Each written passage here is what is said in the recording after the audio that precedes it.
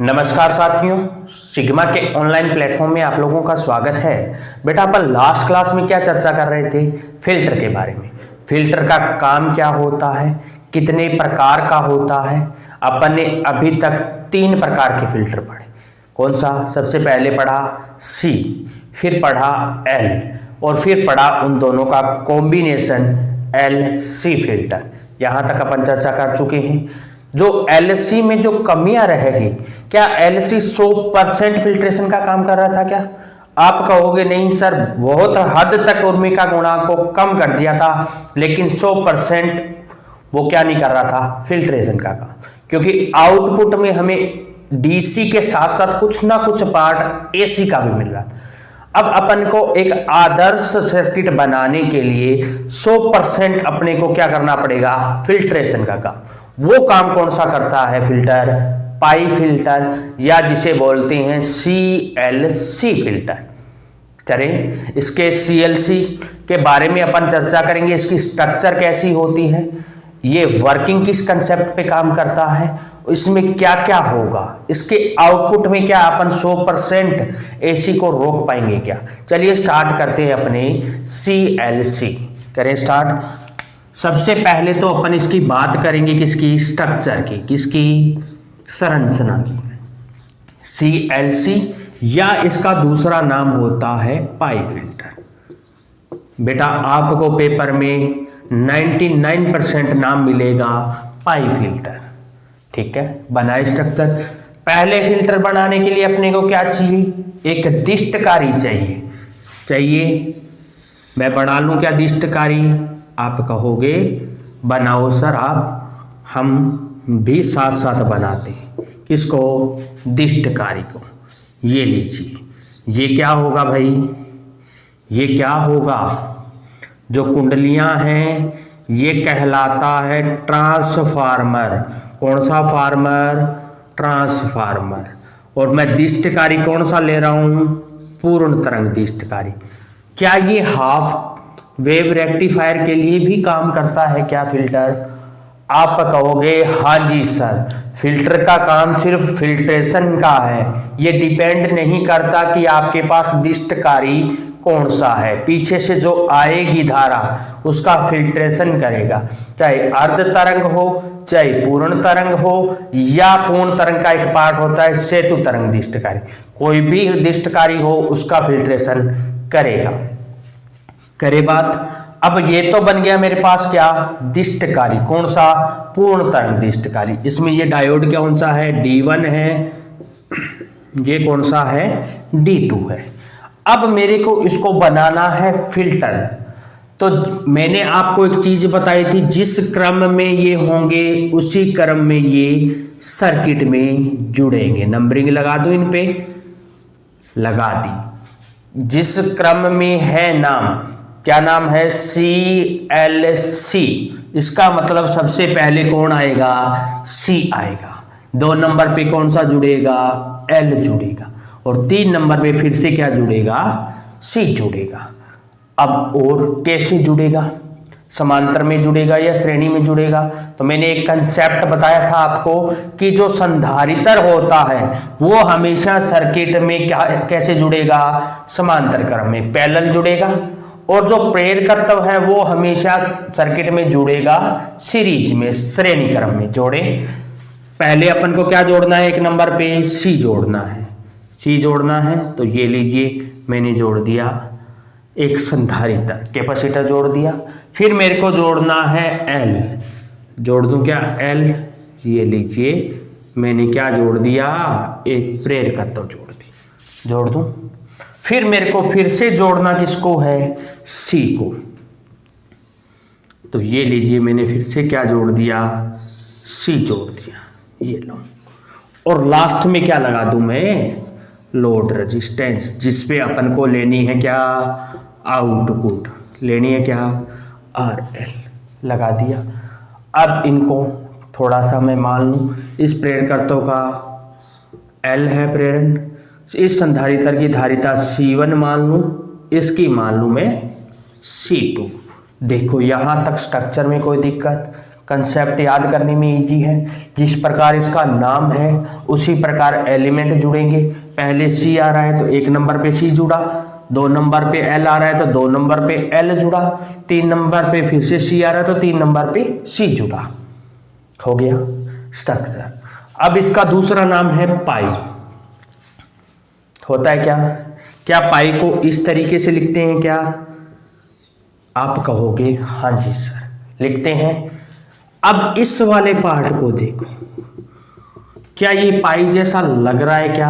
आप कहोगे हाँ जी सर, यहाँ प्रेरकत्व तो जुड़ा हुआ है, इसके एक सिरे पे सी जुड़ा हुआ है, इसके दूसरे सिरे पे क्या जुड़ा हुआ है? सी जुड़ा हुआ है। तो ये क्या बन गया? एक तरीके का पाई। इसकी शेप कैसी होती है? लगभग पाई के बराबर होती है, इसीलिए इसको बोला जाता है पाई फिल्टर। ठीक है, नाम समझ आ गया, स्ट्रक्चर समझ आ गई। अब इसकी बात करते हैं कार्य की, किस तरीके से ये क्या करेगा? वर्क करेगा। करें बात। सबसे पहले तो आपको एक चीज दिख रही है क्या इस सर्किट में कि ये वाला तो अपन ने पहले किया नहीं है क्या? अगर मैं आगे वाले को भूल जाऊं, एक बार इसको भूल जाऊं, तो ये तो अपन ने किया था ना? किया था क्या? आप कहोगे सर ये तो सी फिल्टर है। कौन सा फिल्टर है? सी फिल्टर है क्या? अब मैं इसको भूल जाऊं और आगे वाले को जोड़ूं तो ये कौन सा फिल्टर बना? एल और सी वाला।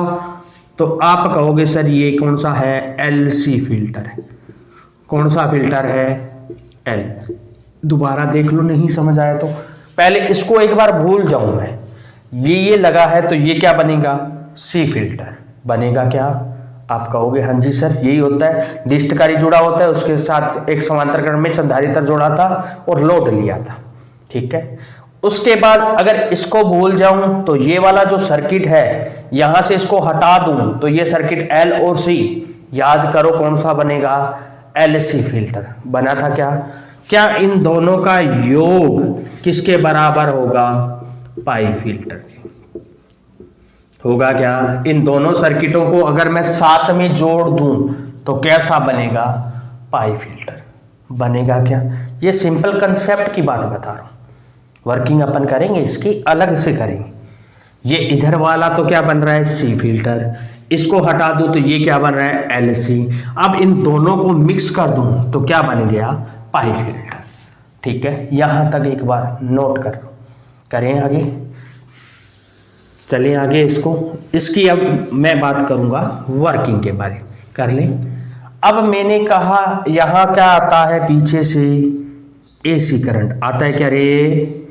आप कहोगे हाँ जी सर पीछे से आता है एसी।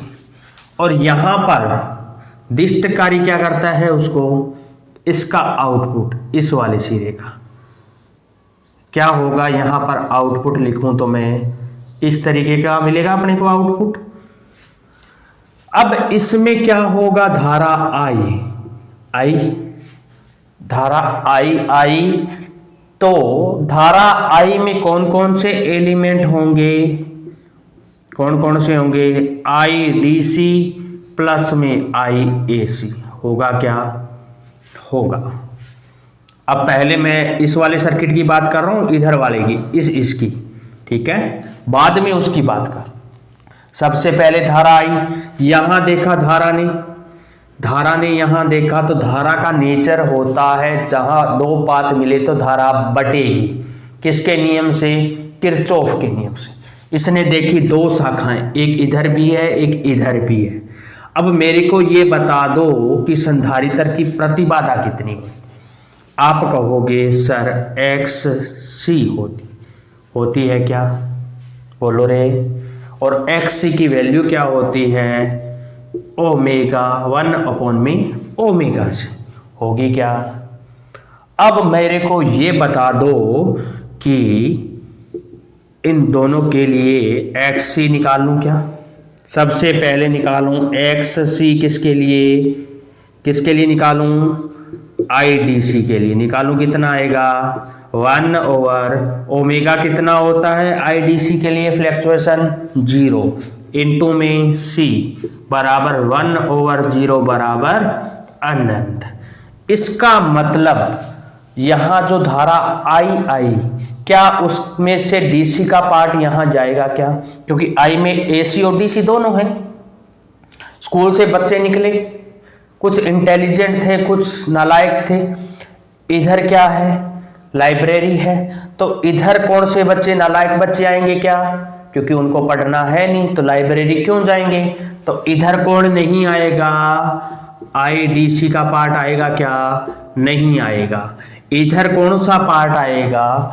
IAC का पार्ट आएगा क्या? क्योंकि IAC की वैल्यू अगर मैं निकालूं तो कितनी आएगी?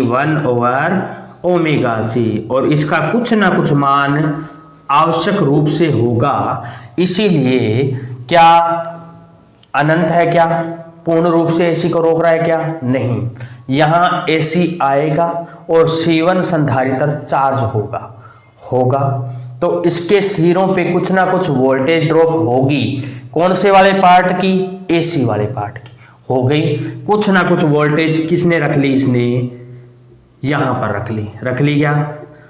इसको थोड़ा सा वापस रफ कर दूं, आपको अच्छे से समझ आ जाए, जिससे कि आगे वाला पजल ना हो आप और आपको सही से दिख जाए।